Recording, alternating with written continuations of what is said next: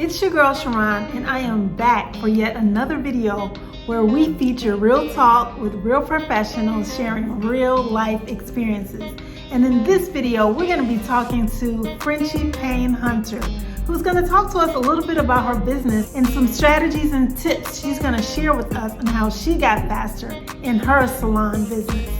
So if you're looking for content that will help you grow your life, your business, and your brand in the salon industry, SalonCHAT is the channel for you. So join me on a journey into our virtual salon experience and chat with our feature today, which is Frenchie Payne Hunter.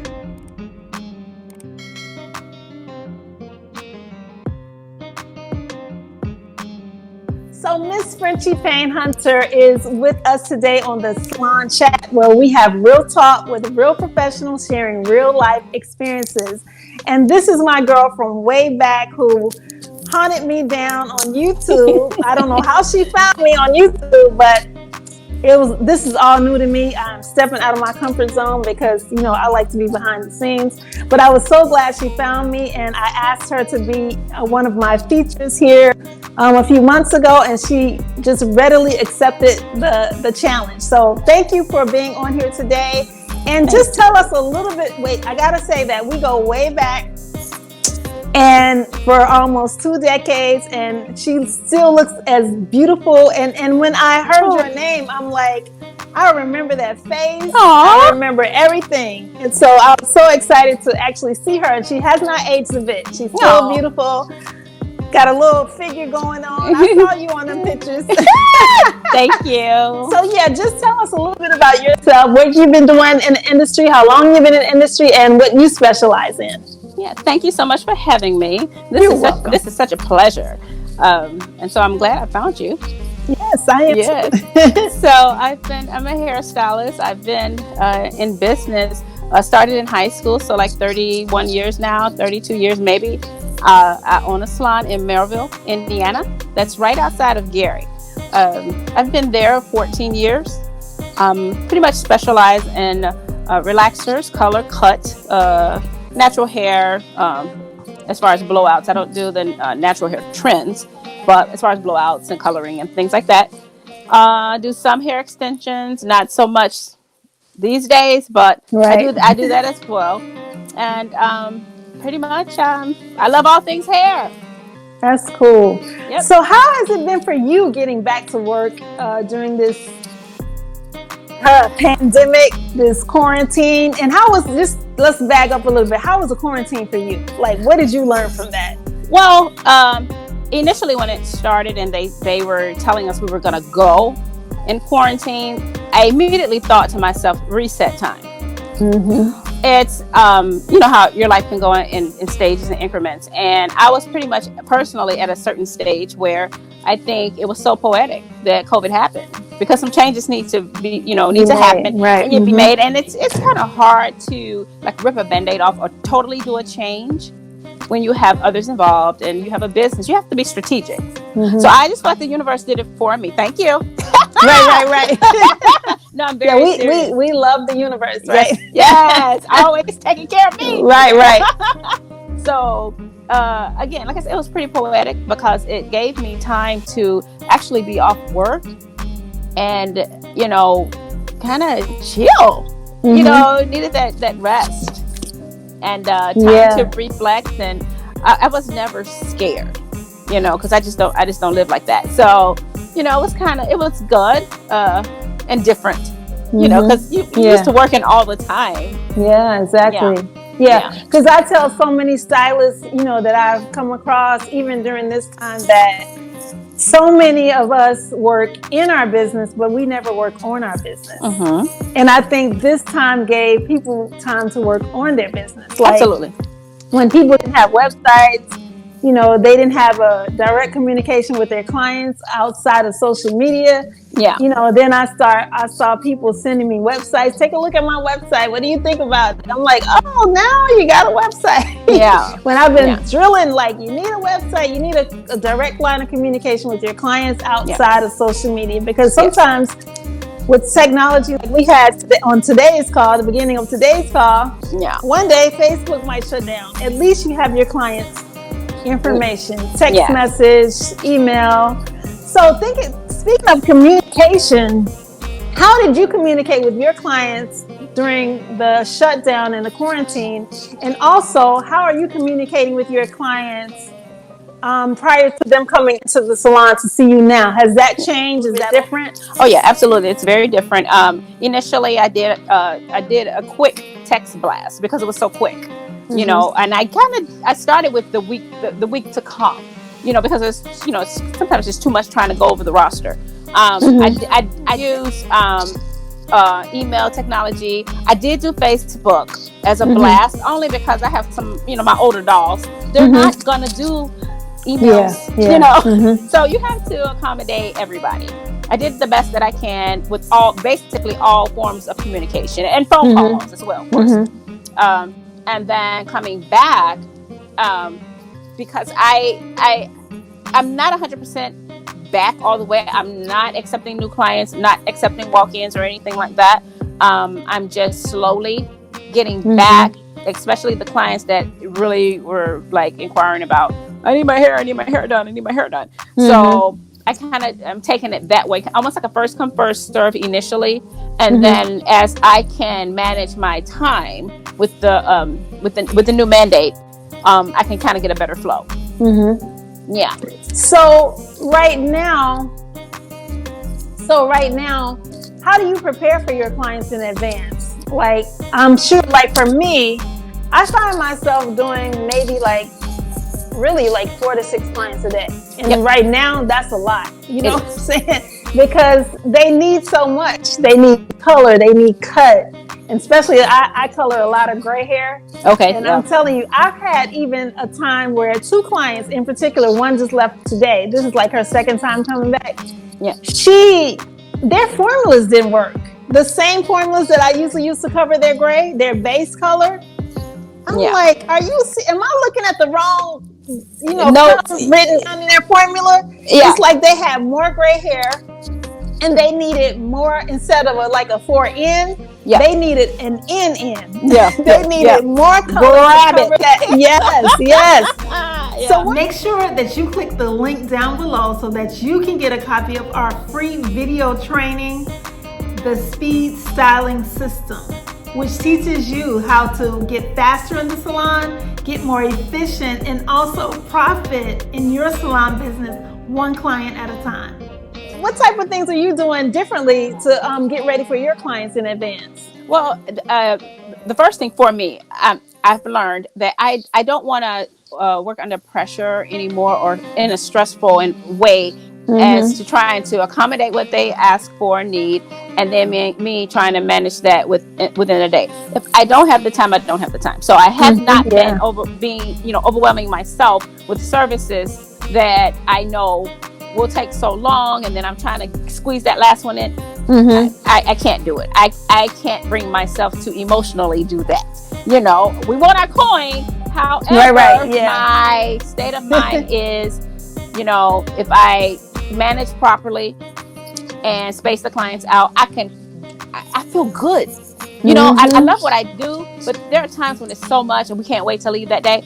But I have really felt good every day because I've allowed myself time to do what I need to do. And I monitor who and what service I schedule in a given day, as well as a particular client, because, some of our clients are a little extra special. Yes. and we just love them so much. And the ones we don't love, we can fire them. I've had to do that. Yes. I've sent a letter a time or two. So pretty much that, I think about what service I have to provide first of all. And then that's how I know how to schedule. But then as far ahead of time, right? Oh yeah, absolutely. Ahead of time. Yeah. And then as far as preparing myself at the salon, I have all of everything that I'm going to need, the case towels and utensils, have enough of everything already ready. And then of course, because initially it was for Indiana, it was 1-on-ones. So I had time in between, sanitize and do everything I needed to do. And it was I just had to start off slow. Yeah, just had to start off slow.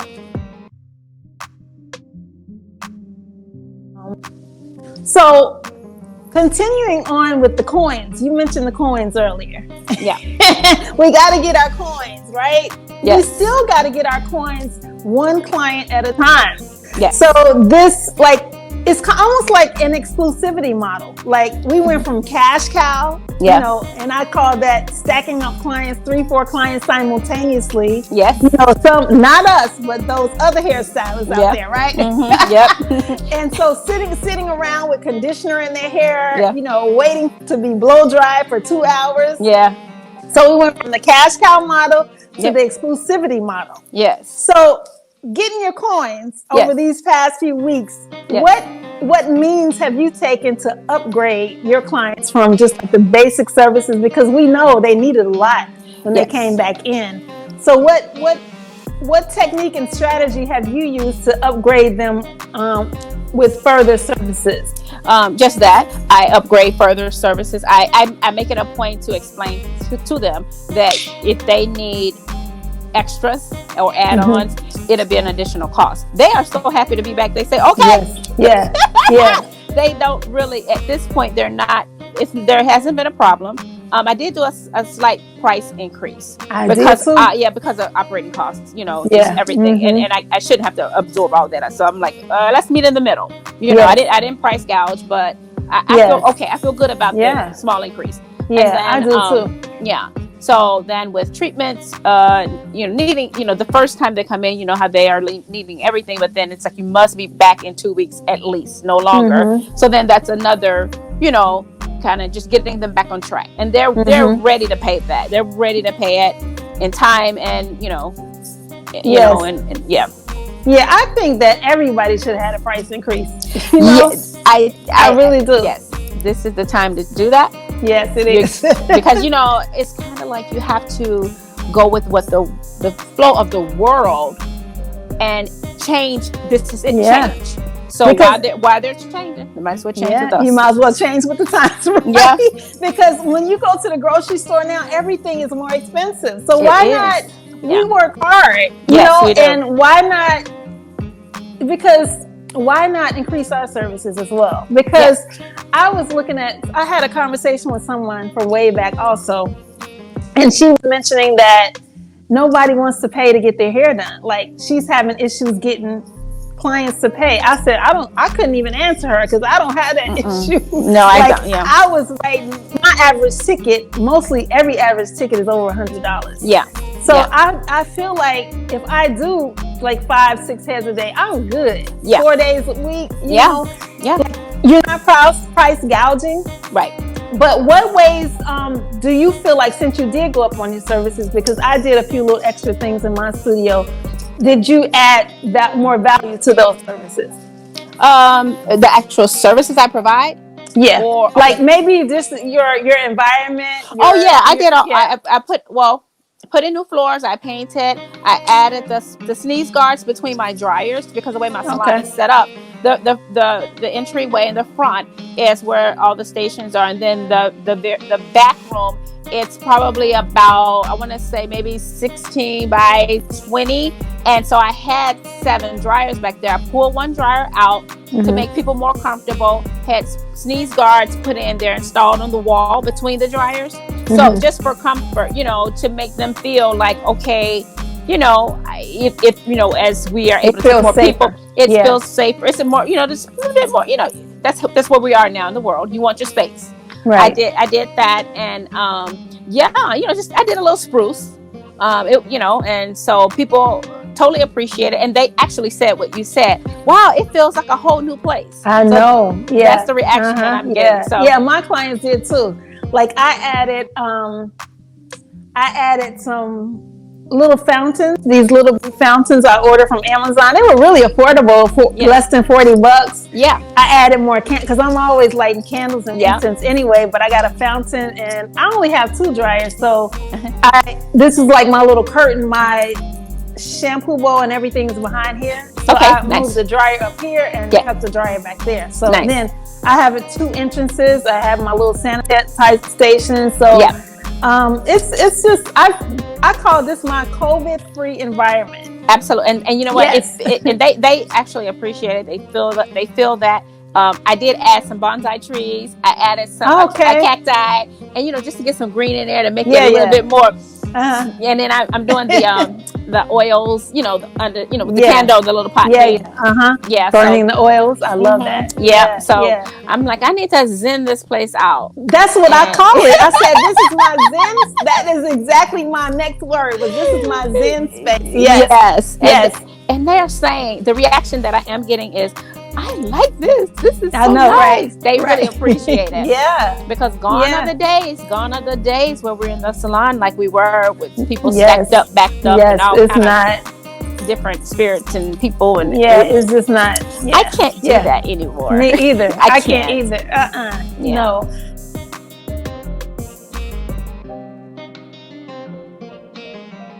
I know you have downtime if you like working on your exclusivity business model, one client at a time. Like if you have a client processing with color, what are some of the things that you kind of keep yourself on track in between clients or while your client is processing that you do during that downtime?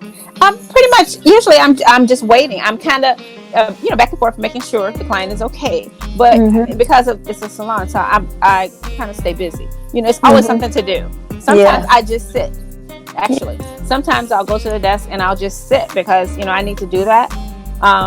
But for the most part, more than likely I'm reading something.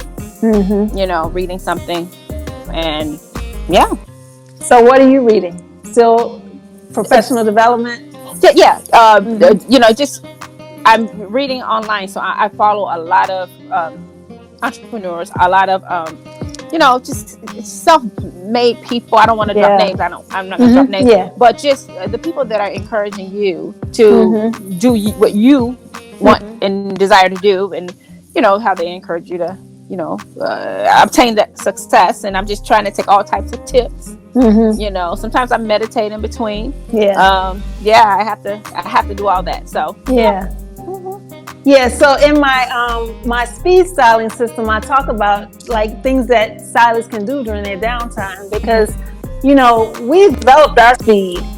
How did you develop your speed? Like when you first got into the industry to like now?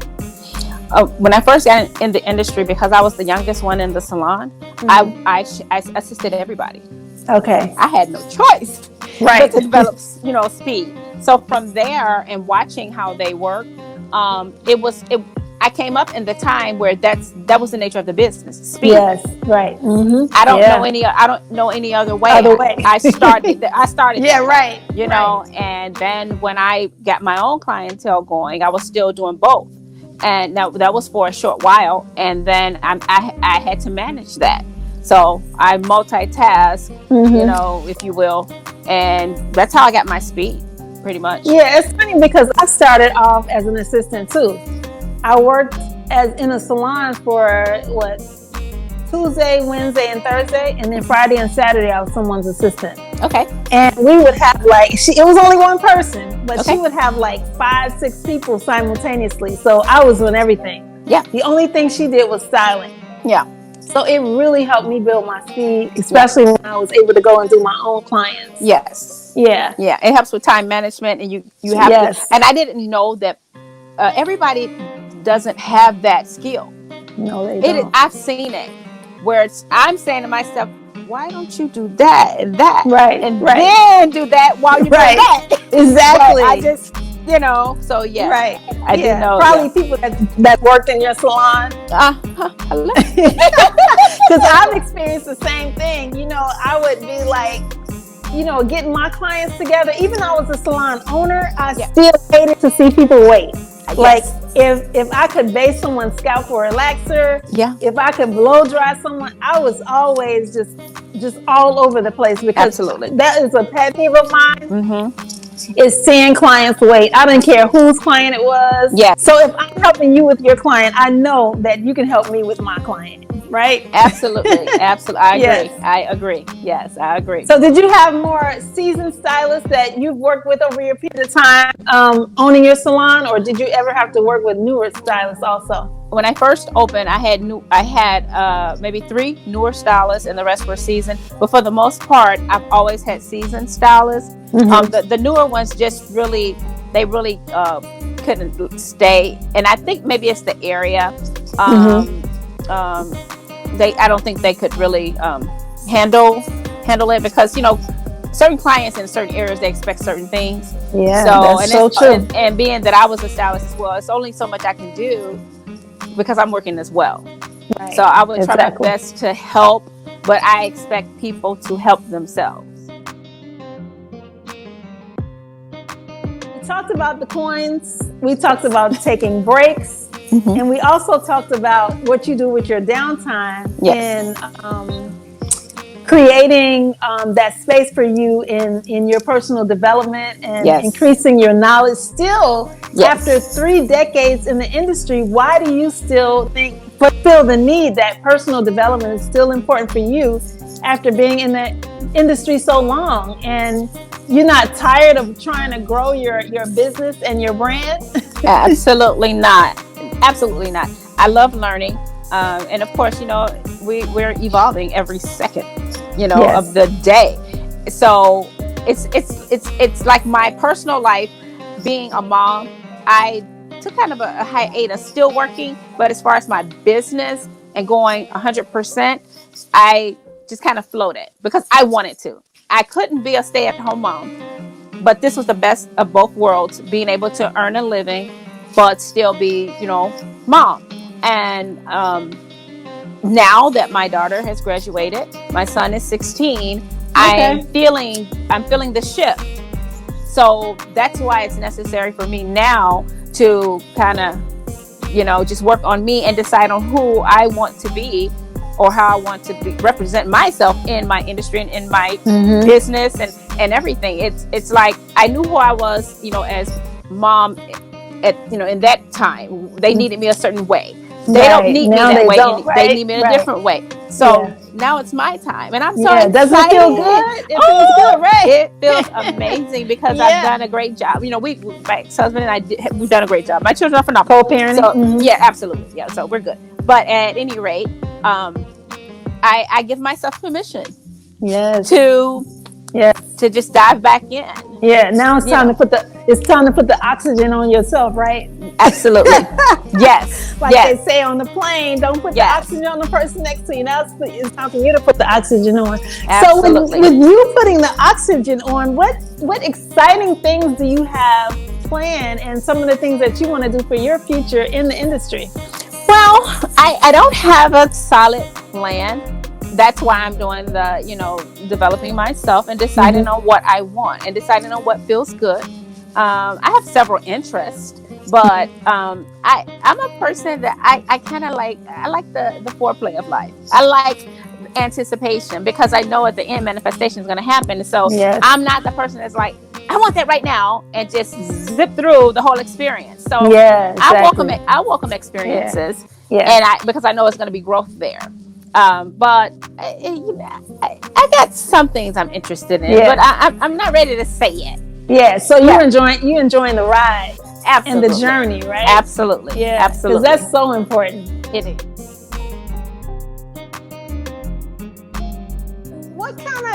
What kind of advice can you give to anybody listening in our audience that might be new into the industry, or even a few years into the industry?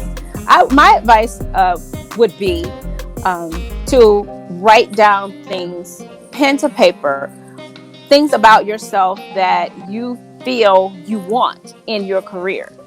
Not just saying, because everybody's going to say, I want more clients or I want more money. But ask yourself what you want. Do you ask yourself about yourself first? Because all of that will come. You have to get yourself in order for those things to happen automatically. So am I the best hair cutter that I can be right now? The answer is going to be no. So you're going to do your due diligence, practice. You're going to go to classes. You're going to watch tutorials. You're going to get help. I would say if you're a new stylist, get a mentor. Most definitely. I would even say, even if you have a clientele, maybe assist someone. Find somebody whose style fits your style and ask them. And usually, people will help you. And just ask, can I shadow you? Can I help you? Can I assist you? Because it's going to make you even stronger at what you're doing. and basically write down what it is you write down your perfect idea of from A to Z how you want your career to be. You come into this industry. What are you expecting from the industry? Are you looking for just to make money, or are you looking to have a fulfilling career, and what does that look like? Write it down so you can look at it and read it to yourself, and that way you'll start to execute and find out what it's gonna take to get to that point, and you're gonna find yourself just growing and growing and growing and growing. That's what I would say. I'm gonna say this.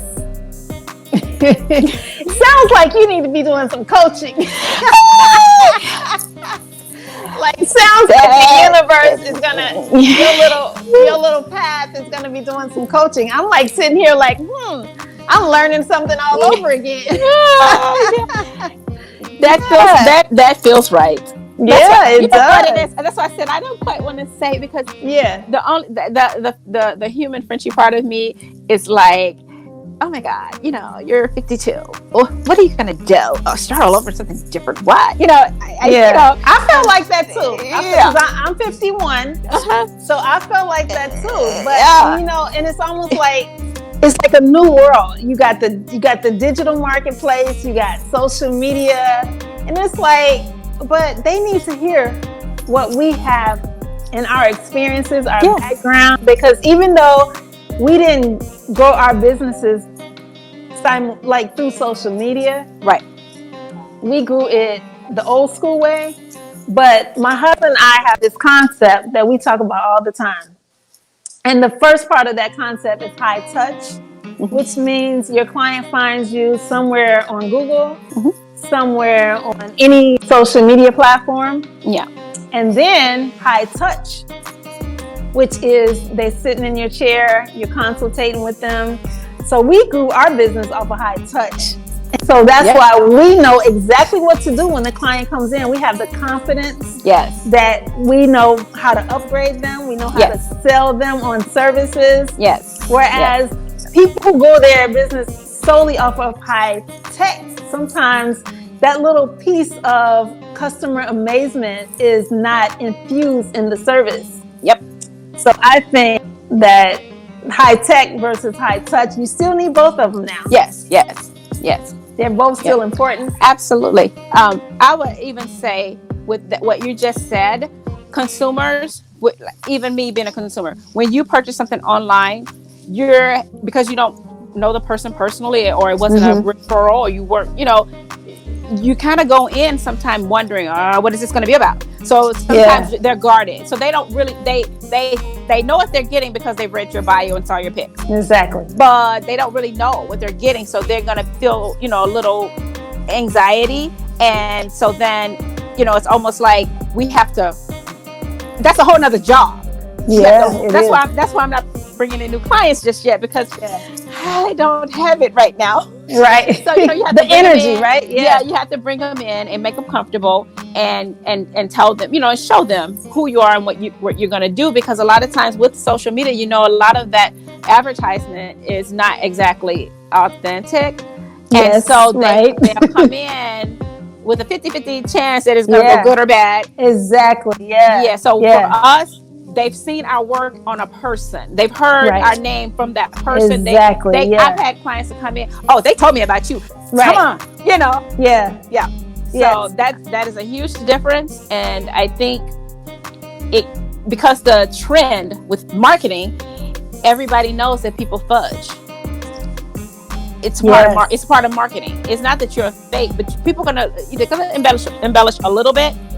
So when you can't perform, that becomes another problem. Yeah. And I don't advise anybody to do that. Be organic. But if you're organic and it's not all bells and whistles, then people bypass you because of the comparison. Exactly. With all the mainstream social media. Yes, that's so true. That's what I see. So, that's why, I'm hooking up with a branding coach, because that's what they do. But I can back mine up. I've got skills. Right. Yeah. Because confidence plays a big part in that too. Yes. It plays a huge part in that. Well, I think, I think we have both dropped the mic. Okay. Yes, drop the mic. Like we laid down some nuggets in this feature. Yes. And I'm so happy that you joined me. Thank you for having me. And yes, I'm so excited for, you know, what we might be able to partner with and do in the very near future. We need to come back and talk about some manifestation. Yes. Manifesting the universe and, you know, not getting all woo, but how we actually, I am woo, but I'm so woo. right, I know. But how we've actually used that to grow our businesses over these 3 decades, right? Yes.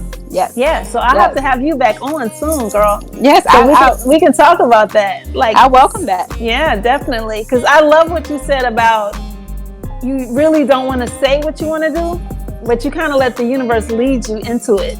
Yep. You know, and you know kind of what you're feeling, but you don't know the actual vehicle yet. Yes, the ins and outs of it.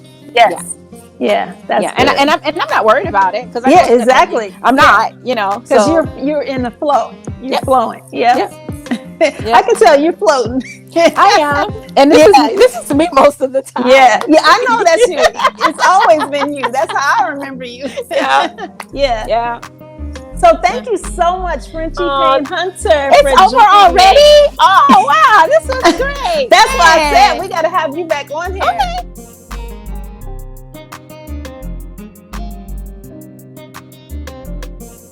Interviewed my cousin. He's a celebrity makeup artist in New York. Nice.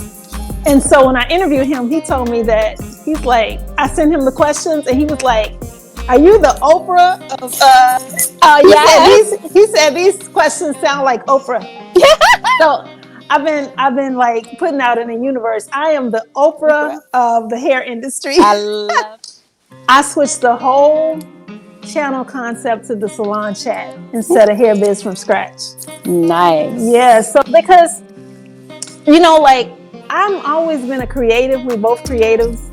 And I never want to follow the masses. That's just never been with my style, with my, you know, the way I do hair, anything. So I gotta do something where I'm leaving a trail, not following a path. Yes. So this whole platform for me is to expose hairstylists like you who may not have 10,000 followers or 1 million followers, and it really puts your story out into. And so that's why I just resonate with this kind of platform so much more than just all the attention on me, all my videos out there. And I just love it. I'm just really enjoying it. Yeah, and that's a good thing. You know, you know, I go by how I feel, and so you can feel that what you're doing is effective.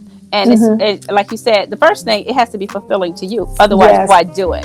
Yeah, you know what I'm saying? Yeah. I mean, I have accepted being selfish, and I can be selfish without harming people. I can be selfish without taking anything from anybody else, and that's really okay. So my selfishness lies with me being happy. Period. That's all. Exactly. That's all. Whatever I'm doing, I have to be happy.